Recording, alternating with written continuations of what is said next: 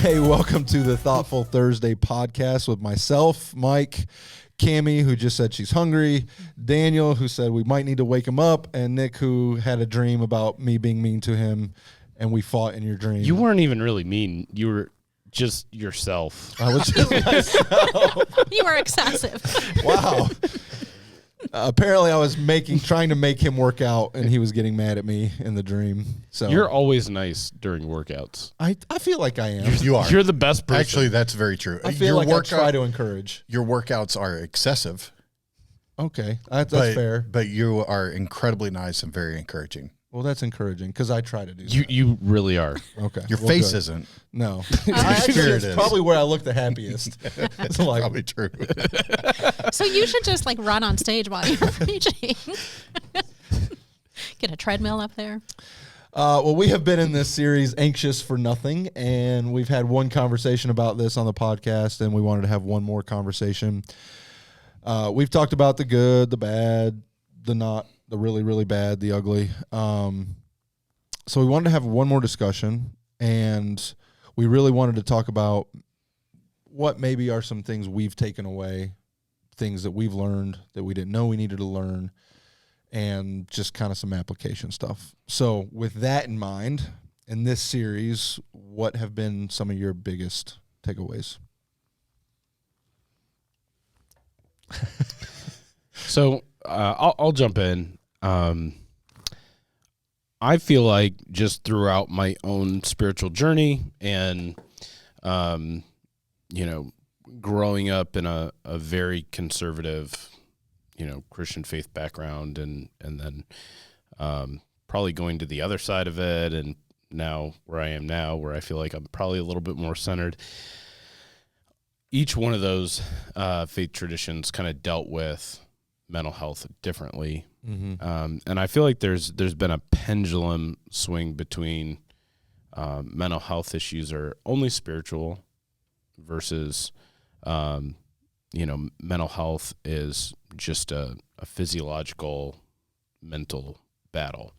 And so one of the things that I've appreciated about this series and something that I've been thinking about a lot is just that all-encompassing nature of mental health and the importance and the reality of the spiritual side of mental health. Do you feel like, with that definition of mental health probably being a broader term, when you narrow it down to anxiety, do you feel like anxiety leans more towards the spiritual side than just a metaphysical thing? Are we classifying things as anxiety disorder? I don't know if that makes sense, and I'm not saying there's a right answer.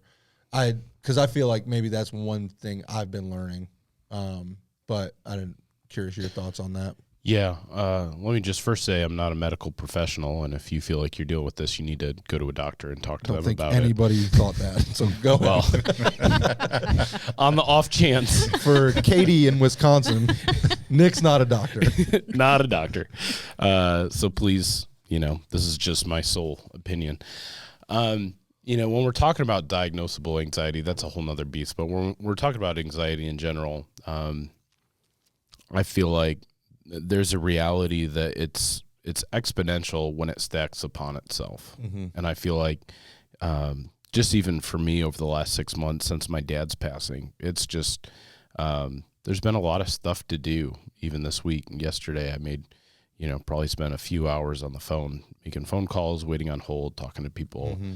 figuring out things I need to mail in, just all these things. And so, I've definitely felt more anxious over the last 6 months than is probably my typical. So there's real things that back those anxieties up. But then there's the other side of it where what does it look like we've been talking about in this series, what does it look like to cast your cares upon, what does it look like to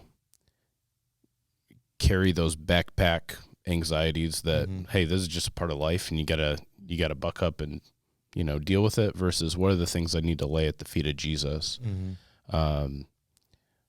I don't think you can separate them, but man, I don't know. I wouldn't want to go through something like this without my faith. Mm-hmm. And I think if I were to go through the last 6 months without God, without my community of people around me that love Jesus and love me, I feel like I would feel and look a lot different right now. Yeah. And so I think to take the spiritual side out of the equation totally changes it in my mind. Yeah. Yeah, and I feel like for me, that's one of the things I've been learning is maybe there is a little bit of some nuance and some difference between, generalized anxiety disorder and also I'm not a doctor, and the anxieties of life. And there's something almost freeing in my mind about the delineation between those two. Meaning, okay, do I give myself the title, I'm an anxious person? Or are there things in my life that are causing anxiousness? Mm-hmm. Sure.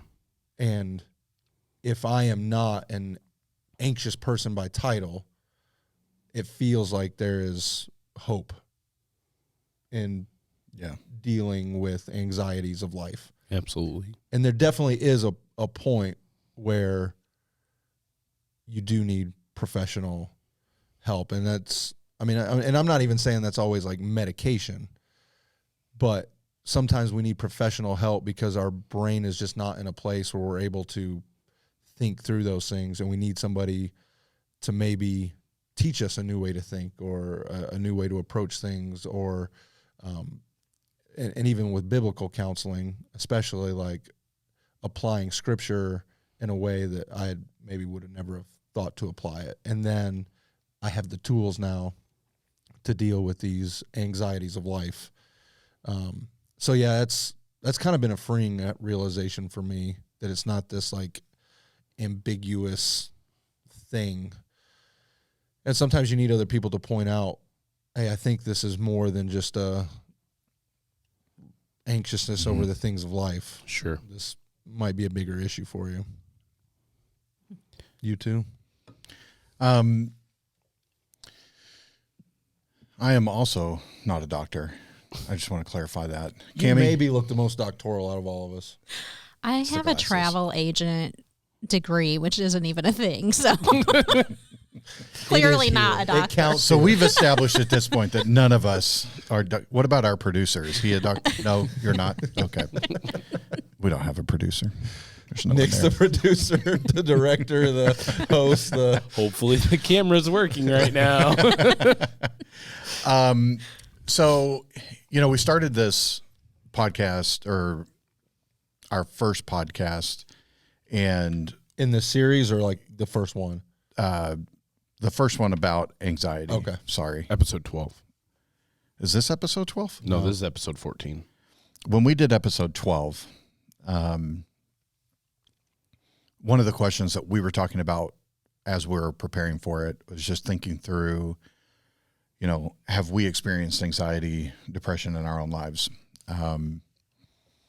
And even beyond that conversation, we've been in other conversations, and,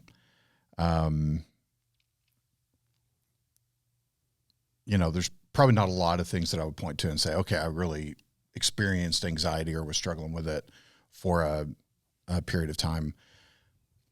Through this, though, in all of the conversations that I've been having with a number of people, and what I am taking away from this that is so abundantly clear, we have an enemy who is at work. And so I'm going to get kind of churchy here for a second, but we have an enemy, Satan, who is a liar and a deceiver. The power that he has in this world is minimal in terms of the things that he can do to us, right? He's not physically causing accidents and sickness and things. But I am talking to so many people. The battle within their mind over their thoughts is like raging out of control. And I don't know if it's just more aware right now because of being in this series and talking about it a lot more. But I'm just going to double down on, we talked in episode 12 about our need to take every thought captive, to take every thought and submit it before Christ in truth. And I just see so much anxiousness coming out of the way our thought patterns are working, our inability to decipher truth from lie, the conversations that we're having in our heads about conversations that haven't happened, the assumptions that are being made, the accusations that are being made coming out of a fictitious argument. Yeah. It's a major issue that I think every single person struggles with. And that's just becoming so abundantly clear that as Christ followers, we're in that battle, and our ability to take a step back when our thoughts are spiraling out of control, when we're spinning, and you can feel that anxiousness just build up inside you, and that's happening. To be able to pump the brakes and bring, some focus and reality back into our thoughts is such a powerful tool that we need to work much, much harder at developing kind of that muscle. So yeah, Satan is not omniscient, omnipresent. No, but Scripture is very clear that there are spiritual battles waging. Yes, all around us. And we talked about this a couple of weeks ago. Someone posted something that we both commented on. I don't remember what it was, about was it Elisha or Elijah, where he revealed. Oh, you're talking about Elisha. Yeah. Where he prayed for his servant's eyes to be opened to see the army around them. Yeah, basically. the Lord's army that had surrounded them. I don't know why, but that's kind of stuck with me the last couple of weeks of like, man, to be able to like in an instant, and it wasn't a magic trick, he didn't snap a finger or whatever, but it's not Thanos. In an instant to go from like, oh man, what are we going to do? And the guy's like, well, hold on, look around you for a second. And all of a sudden you can see this spiritual army who's going to battle for you. It's like, wow, like that still happens.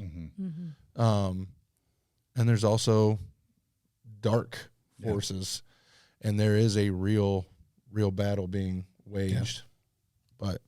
And I've oftentimes people like to blame the devil, right? Like, the devil made me do it. I'll be like, I don't think he's wasting time on you. I think we're doing enough damage on our own, in our own minds, in our own hearts, that he's like, yeah, I'm going to move on to somebody else. But like you said, definitely like our own thoughts take us those places. And I think just to piggyback off of that, all of those things are true, and most of those things are happening in total isolation, which I think just compounds it all.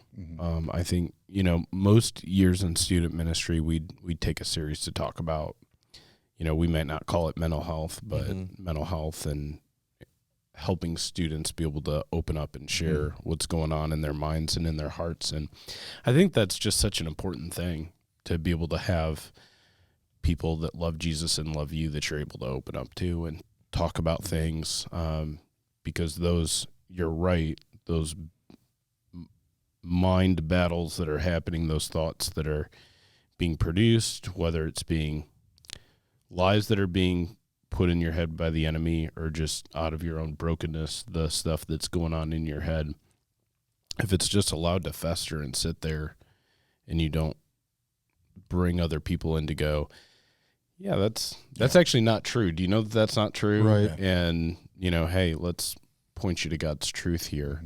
When it happens in isolation I think it just is so much worse. But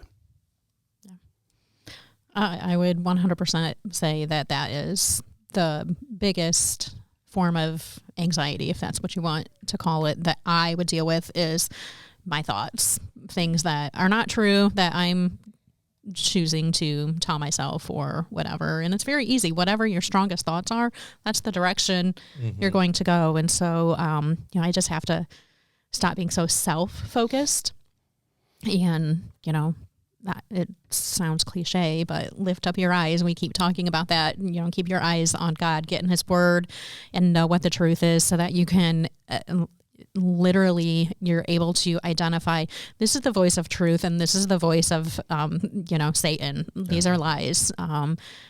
So just to be able to recognize those things and whether they're my thoughts or he's planting them or however that works. Like Satan does know what the struggle is and he's going to attack that weakness. So it is a spiritual battle. And if you are not aware of that, like you need to be and have people praying for you and battling for you. And so instead of that, I'm going to self-preserve. I'm not going to say what I'm going through because I'm protecting myself or whatever. Like, you're not allowing God's comfort to take place then to enter in and other people to help you. So I think that awareness is a huge first step. Simply just being aware of the reality that there is a battle going on. It really, really is. Yeah. Yeah. It's crazy the amount of times I've basically played out scenarios in my head that haven't actually happened. Yep. And, or whether it's a conversation I need to have with someone and then I begin going, well, they're going to say, and I'm going to say, and next thing you know, like I'm super anxious over this thing that hasn't happened. And luckily I'm getting better at catching that, but it's just crazy how many times we do that. Yeah. I really believe it's a muscle that you work out and you get stronger and stronger at it. But I think for anyone, it would be an interesting exercise if you could catch yourself, when you find yourself in that example, Mike, you need to have a difficult conversation with me and we're frustrated with each other. If you could start actually literally writing out the different thoughts and assumptions that you're making and then kind of go back through it and go, okay, is this true or is this assumed? Is this true? Can I get your pen? Daniel is nice. Said. Yeah, it's so true, though. I was like, wow, you guys can't believe the stuff you said to me. That's like my wife has had dreams that I've maybe not been faithful, and then she wakes up just raging mad at me. And she's like, I know you didn't, but I'm mad at you today. Yeah. I'm like, okay, gonna be one of those days. All right. But I think, like just for me, and I don't know why this didn't occur to me when we did episode 12 and we were thinking through our own personal experience with anxiety. This did not occur to me until within the last week or so. Yeah. Last year was one of my most anxious years I've ever experienced. And most of it was in my mind playing out all of the different potential realities depending on what happened with Summer's cancer. Yeah, worst case scenario. Yeah. The amount of fear, anxiety, what am I going to do if, what happens with, this relationship or these kids, my kids or all of those different things. And then being able to step back and go, like, none of that is happening. Yeah. Let's worry about we're tomorrow. Here. Yeah. We have a treatment tomorrow. What if we just focused on getting through tomorrow's treatment? Yeah. Because all of those potential realities are not a present reality. The amount of anxiousness I had over all that, but being able to take a step back and go, okay, I'm worried about this. That's not actually happening. Yeah. I'm worried about this. That's not actually happening. I'm worried about this. That's, that appointment's going to come, but that's 6 months from now. I don't need to worry about it today. But even the scientific data is there for someone like Summer, even, who the differences in healing, the body's ability to heal itself with that mentality versus the, tomorrow's treatment, I'll get through that. And then like just that positivity. And I know that's like churches don't like to talk about like positive thinking and stuff like that, but it's a reality. Yeah. Is huge. Yeah. And I think sadly in something as huge and catastrophic as a major medical diagnosis like cancer, like, I mean, and we're all kind of guilty of this. That's a point where like, I can't get through that without God. Mm-hmm. Right. So in these really big things, our faith tends to kick in amazing ways because we're so desperate. Mm-hmm. But in the everyday of life, we aren't desperate for God in the same way and can carry burdens on our shoulders. We shouldn't, but so we find ourselves not being so proactive as to sort through those realities versus lies. And I thought of that same thing just when I was, I listened to your sermon this morning and just thinking about the life of David and my goodness, the major things that he went through and how he continued, to seek refuge in God. And I can define very huge, potentially, tragic things that I've gone through whatever in the past number of years. And those were the times where I just felt like God, he really was my refuge. And it's in those everyday little things like, oh, I know whatever, I'm going to be late to this appointment. And, like that's a minor anxiousness, but that's when I'm just like yelling at the kids. And that's just like, I'm not taking refuge in God. I'm like, I don't know. And it's, this kind of leads to our second question. How can we as believers be better in this area, and how can we better support those struggling with their mental health? I feel like, and you guys correct me if I'm wrong, we're probably better at seeking refuge in God when like bad things happen, like outside forces. But for me, I'm terrible at seeking refuge when my anxiety is caused by my own sin. Would you say that's fair? Yeah. I got to think about that for a minute. If I'm not dealing with the sin. Like I'll go to my father because, hey, they did something to me or life did something to me. But I don't want to go to my father when like, hey, I did something to you. I'm going to need specific examples. I could give you a list if you want. And so while, one thing we have said over and over and over again, is like anxiety is not always caused because you did something or you didn't do something. But there is a reality where we can't experience anxiety because we sinned. Sure. Which I want to say this in an encouraging way, because I think it is encouraging to experience peace and not anxiety. So that is why we do talk about turning from sin, is because it actually will bring you peace and it is good for you. Yeah. And to go to your father even when you did something to him. Some of the most powerful moments in my parenting is not anything I did, but it's when my kids under their own volition come to me with humility and say, I screwed up. That's a win in my book every single time. Like that connects us more than anything I've ever said to them or done for them, any gift I've given them. That connection is strengthened in that quick moment more than anything else.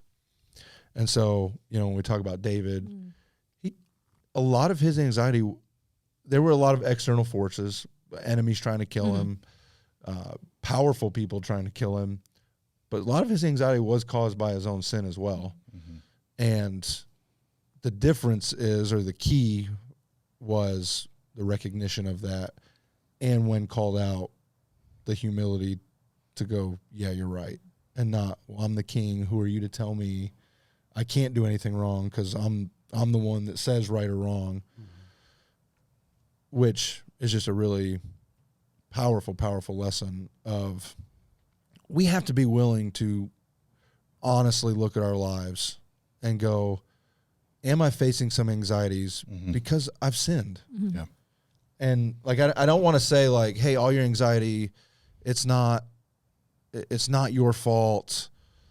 And that's just becomes a get out of jail free card for, oh man, nothing's my fault. You know, there's a lot of times it's not, but there are some times where we just have to be honest and go, it is, and I need to deal with this or else I'm never going to get out from under this anxiousness.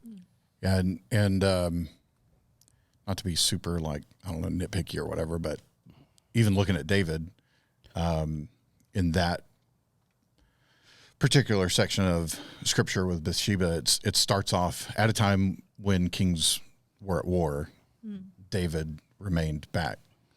Like he was outside of God's will and design for his life. He was the king.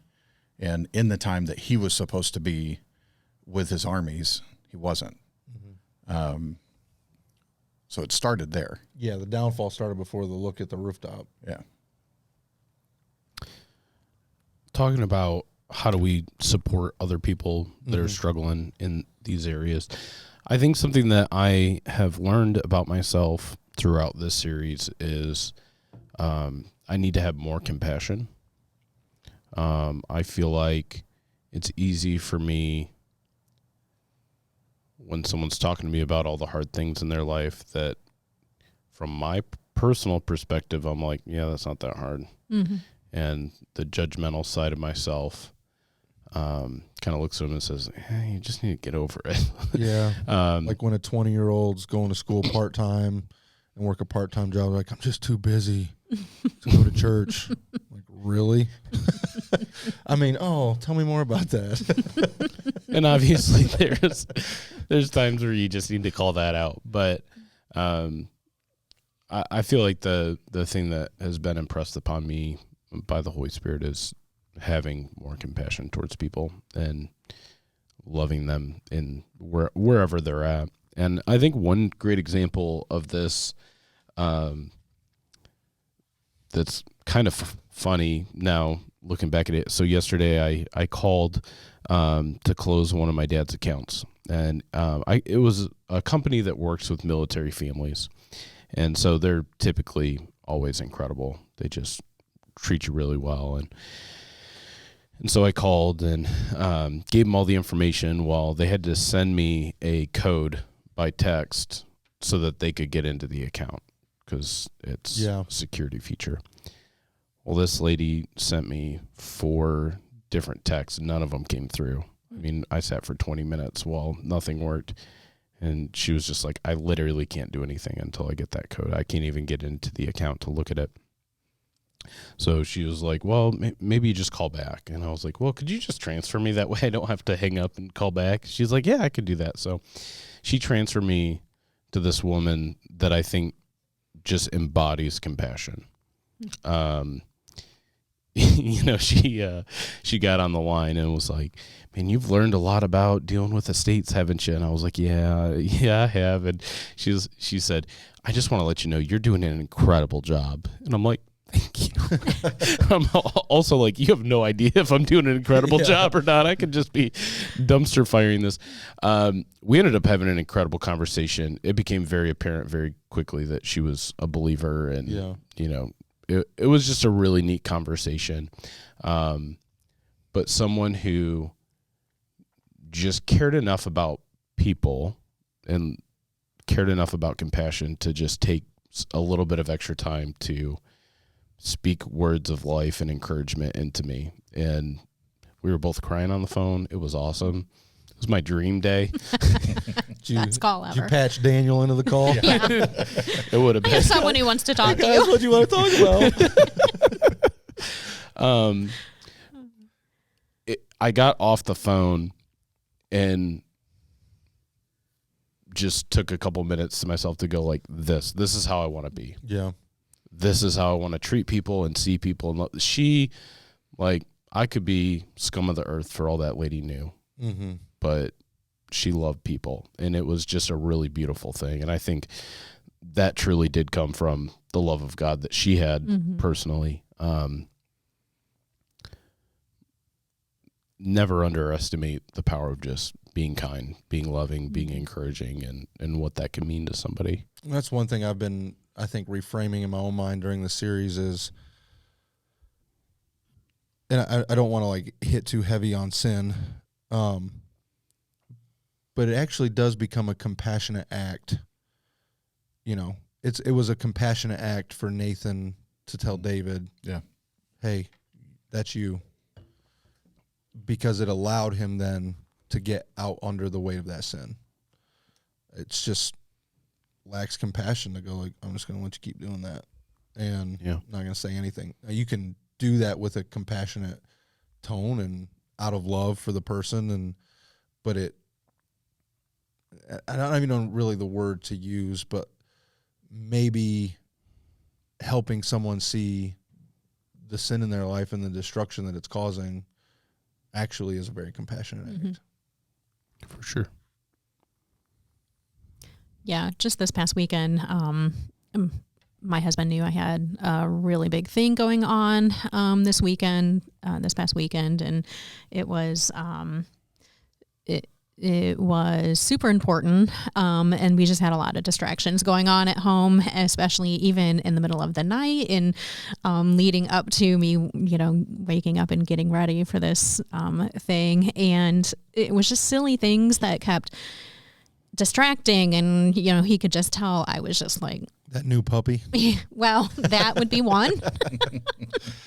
So sometimes it's just stuff like that. You have a new puppy, you have whatever, just life happens and it causes disruption in your life. And so that was going on. And finally, it was probably like 3 a.m.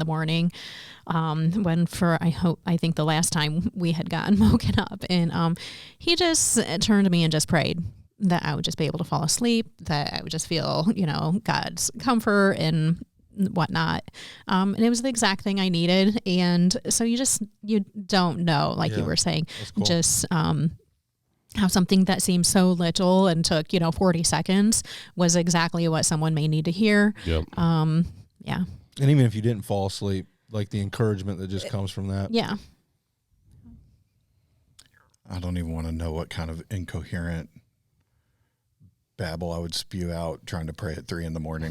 Well, if you know Dave, like, yes, like he speaking of the new puppy, he's been setting his alarm at 2 a.m. to let said new puppy out to go to the bathroom. So last night his alarm goes off.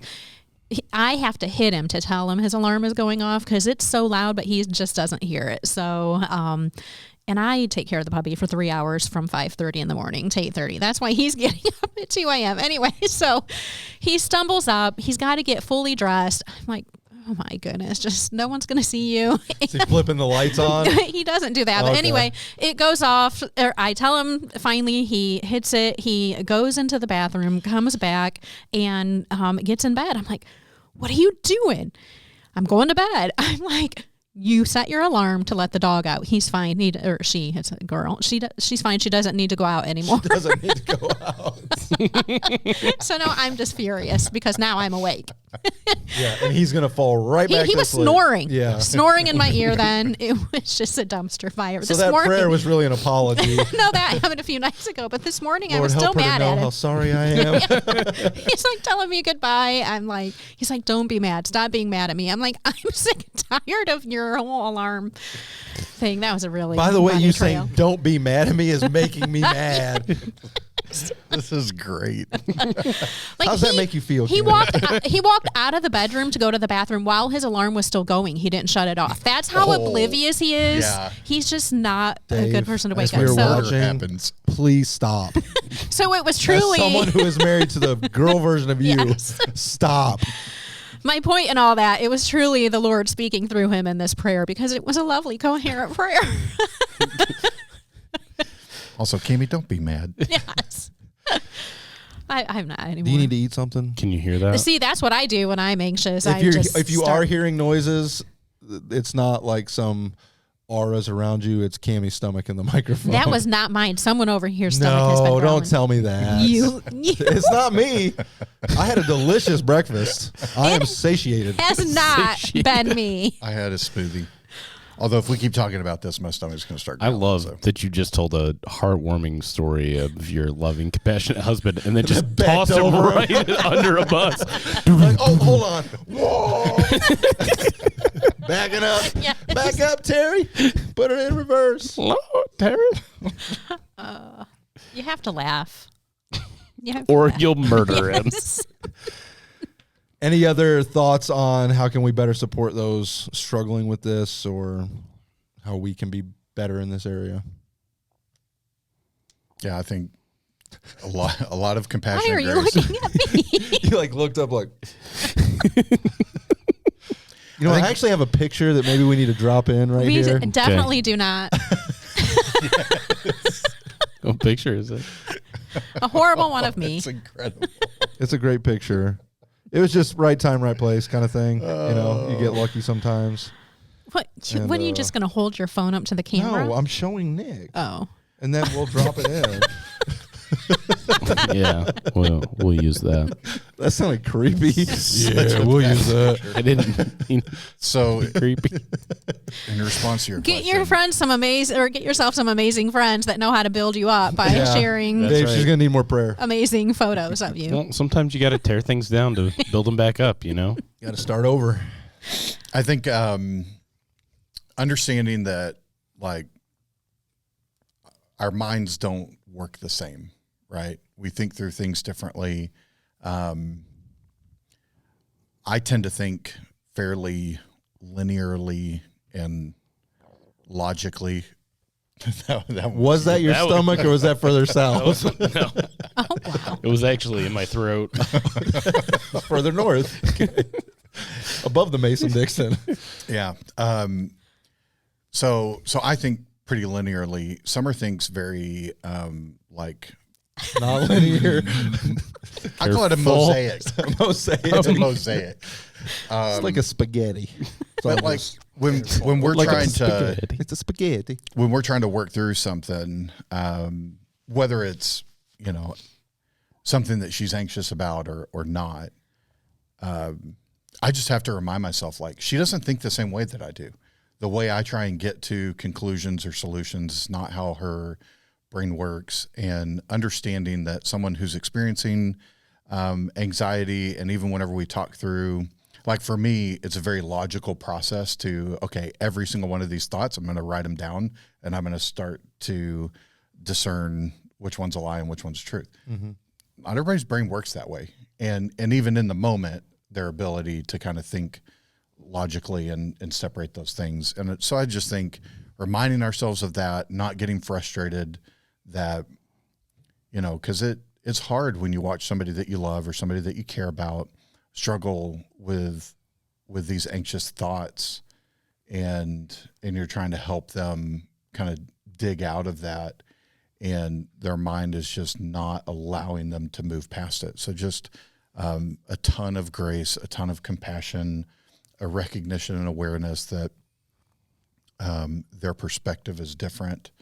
What they're experiencing is different than how you're feeling, and being able to love them through that. Yeah. And I think, we talk about it with people who are experiencing depression. It seems so simple. Just get up in the morning, like go to work. But whatever the case may be, but someone who's really dealing with depression just can't get out of that fog to do the most basic, simple first step. And I think it's easy to get angry over those things when they're just mentally not in a place to be able to do something that seems like the obvious choice. And so, yeah.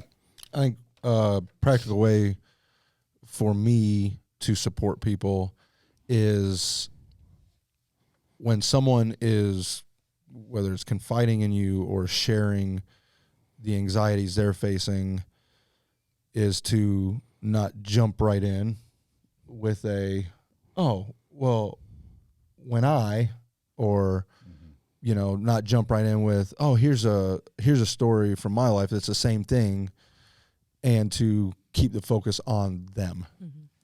Like you said, looking out, not looking in all the time, of, participating in the conversation and not just sitting there like a lump, but, basic verbal cues of, when they share something, saying things like, tell me more. Or when that happened, what was your first thought? Or just so they can continue to share and not just jump in. Because I remember, I don't know, I was a very tired parent. We had 3 kids fairly quick. Lily, our third daughter, she slept great during the day, would not sleep at all at night, and just tired. And I was sharing this with someone. They're like, yeah, my dog. I was like, I will punch you in the face if you equate your dog. I was just like, yeah, I'm done with this conversation. But like, people want to feel like, oh yeah, like we want to relate. And when it's a very hyper specific thing, like I think with cancer survivors in particular, oftentimes someone who's experiencing cancer will seek out someone who has survived cancer because only they will know what that is like. Yep. And they are looking for a little bit of that identification of, and they may directly ask, when you went through chemo, how did you get through that? That's different, I think. If someone's coming to you, asking you directly, but if someone's just sharing their heart with you, for me to not just jump in with, well, here's a story from my life, and here's why. It's kind of like the one-up thing, like I really need to not do that. Yeah, we just had a meeting Saturday with, I don't know, maybe 8 to 10 women. And part of it was, just going through 4 different questions and sharing, like answering those questions. But it really got to be very emotional for many of them. And we said at the beginning, like, we're not here to give anyone answers. Like, this is just, share what your heart is for these questions. It's not anyone's job to try to offer a solution. Nothing. Like, we're just here to listen. And so it was really hard sometimes to just be able to say, I'm really sorry that you're going through that. Thank you for sharing. While, your mind is spinning with all the things you just said. That is absolutely the hardest thing to not offer. A solution when you feel like a solution. Also, did y'all notice that Cammie said it got really emotional for some of them? Not for Cammie. I told someone, I was like I'm joking, pinching my arm under here to try to bring up tears. No. No, that's good. It's a good meeting.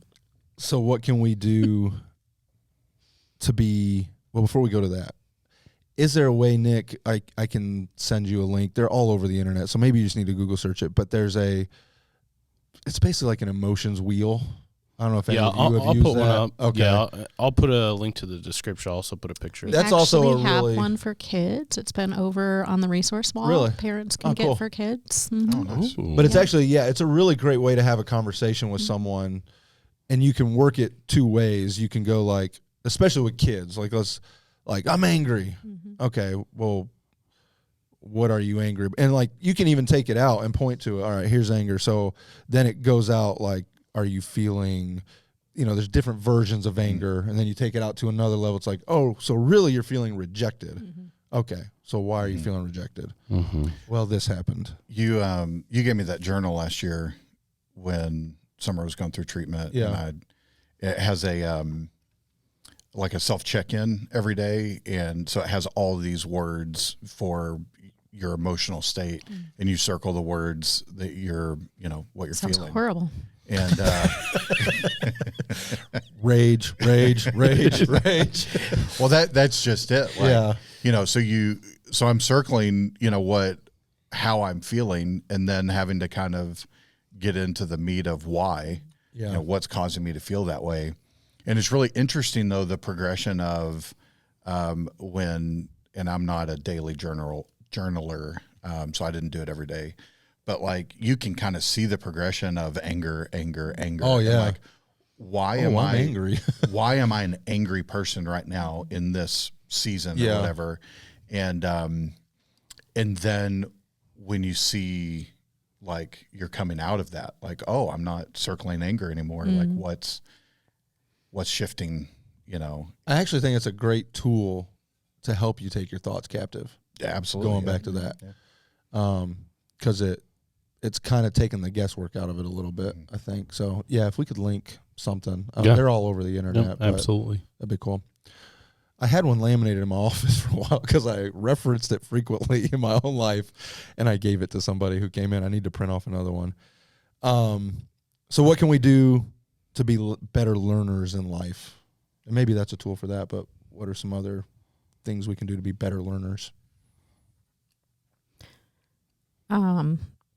This is probably a silly example, but I was walking last night and I was listening to a podcast, and it wasn't necessarily on a subject that I wanted to hear about at that time. I also didn't agree with what they were saying, but I made myself listen.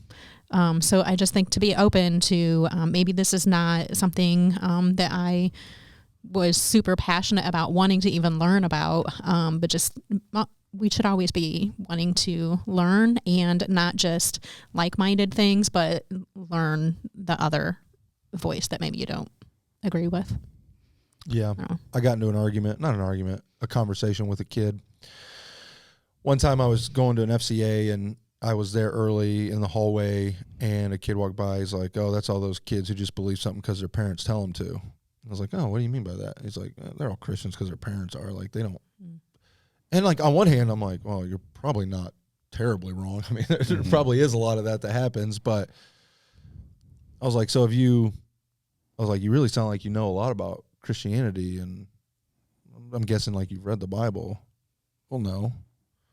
I'm like, so you're willing to argue about something you don't even know, like, what you're arguing, you know? Like, and it's just, he was a logical kid. And he was like, oh, yeah, that is kind of dumb, you know? So even if it's like, hey, I'm going to learn about this, I don't think I agree with it, but I at least need to hear what they have to say. Yeah. What podcast was it? Or are you not going to say? It was Why You Should Get a Puppy. How to show emotion. How to love. So I think my answer to this question really goes along with what I shared at the beginning of what I feel like God is teaching me, or has taught me, or in process of teaching me throughout this series, is just assuming that you don't know everything, which is just a part of the brokenness inside of me, and assuming that you have more to learn, that you haven't arrived. Because I think when you can have a heart that is postured towards, like, hey, I have more to learn, I'm a work in progress, there's maybe things that I believe 100% of my heart to be true that may not be true, or may be incorrect, or may you believe because of false ideas in your own mind behind it. I just think you're in such a better position to be a better learner when you assume you don't know everything. And you, we talked about this as a staff a few years ago now, but just that idea of you can learn. It might have actually been at a conference you and I were at together when we went down to Orlando, and there was a speaker that was talking about you can learn something from anyone, no matter their age, their life experience, where they're coming from. And I love that idea. Yeah. And he gave some great examples of that. But I'm going to go with the great, wise Ted Lasso, who says, he says some wise be things. Be curious. Yeah. And then he hits the throw of the dart. It was an amazing scene. So great. Yeah. We should link to that. No, we shouldn't. Yeah, just that idea of just curiosity. Yeah, I think it goes absolutely right to what you're speaking of. And in line with what all y'all are saying, you can get a master's class education without spending master's class money in the world we live in. I mean, there are so many resources out there for free. And yes, you have to be careful. Like, I understand that. But there are, if you're more an auditory learner, podcasts, like I love listening to podcasts when I run. It dulls the pain of what I'm experiencing because I'm thinking about something else. But I'm going like 2 birds, 1 stone. I can learn something here. And I'm like you, or I don't know if you do that often. I often will listen to podcasts that I like maybe don't agree with, or I know there's going to be a lot I don't agree with. I will gladly listen to it. If you're more visual, a lot of those podcasts have a YouTube version. I mean, I honestly would not be able to fix a single thing on a car if it weren't for YouTube. Amen. I just wouldn't. And I had nobody that taught me. Nobody in my family fixes car. Well, my uncle, but wasn't around him when I was a kid. I can go to YouTube and figure out how to swap out whatever needs to be swapped out. That's a pretty amazing tool to be able to learn things. As long as you know which part to swap out. They tell you in the video. It's very helpful. Yeah. Oh, yeah, the diagnostic piece. Yes. That's when you phone a friend. Hey, Meryl, my car's making this up. Oh, yeah, that's this. Okay. You may have a cat caught in there. Have you seen any fur around the driveway?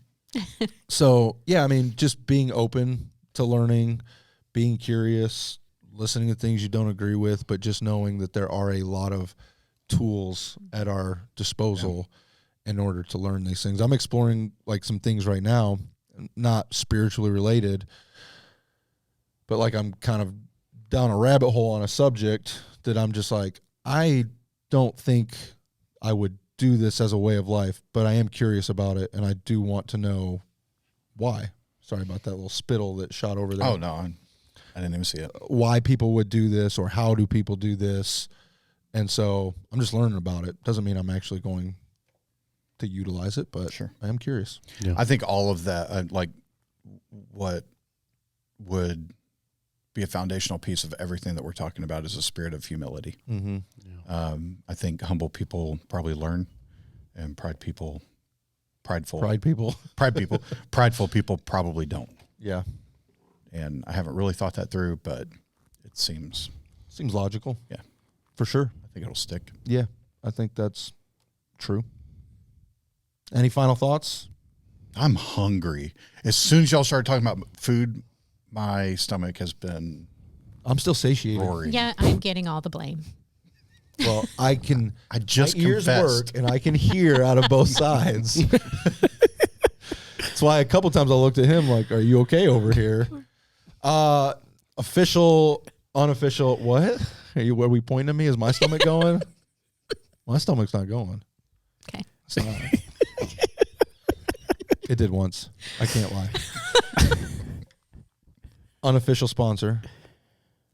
Holo Health. I don't know Do if you see that. take the unofficial sponsor every week? This Is that what's no, happened? It's not. No, we didn't even get to it last We didn't get to episode. it last episode.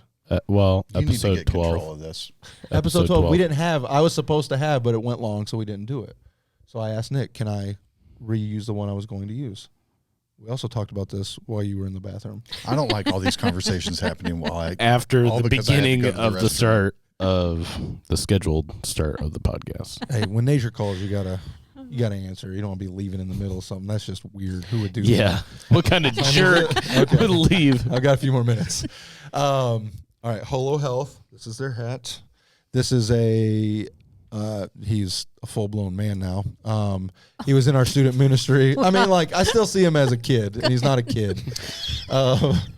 Cammie's good for him. He's a full-blown man. Not just half. Congratulations. Got hair on his chest and everything. His name's Alex Cottingham. He's a friend of mine. He was in our student ministry in Michigan. Super. That was good. That was him, not you. He's honestly an awesome dude, and him and Buddy have started this Holo Health, and it's looking at life in a holistic way, which I thought really fell in line with what we're talking about: body, mind, spirit.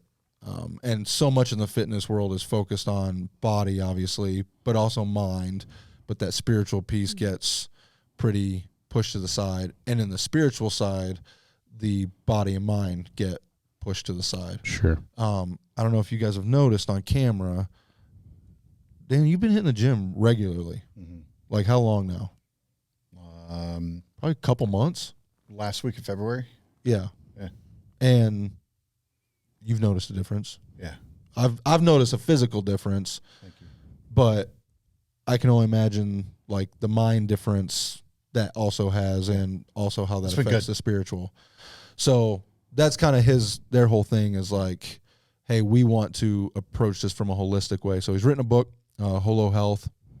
He does, I don't want to say conferences, but like he'll do 3-day seminars. He'll put people through workouts, shares the gospel, talks about mental health. It's pretty cool. So if you're interested in checking that out, he's got a book on Amazon, Holo Health, and unofficial sponsor. Sweet. But he's an awesome dude.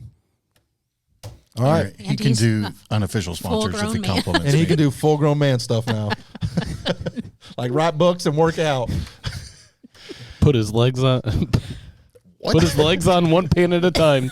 One pan at a time. Strike that, reverse it. There are times I say things really dumb ways. I'm like, as I'm saying, I'm like, I'm going to get roasted for this. Yeah. I never do that. No, it is what it is. You just got to you know what? finish it. Over here, she's like, oh, you need some friends that are going to tear you down. I know, right? Takes one to know one. I never do that. I was like ripping on myself. Uh-huh. What did you think I think we said? should end with a celebratory dingo. Dingo. Dingo. Oh, it didn't work. It's because the volume's turned all the way down. Oh, okay. All right. Well, this was Sad. episode 14. We will be back on other Thursdays and we'll always look forward to hanging out with each other.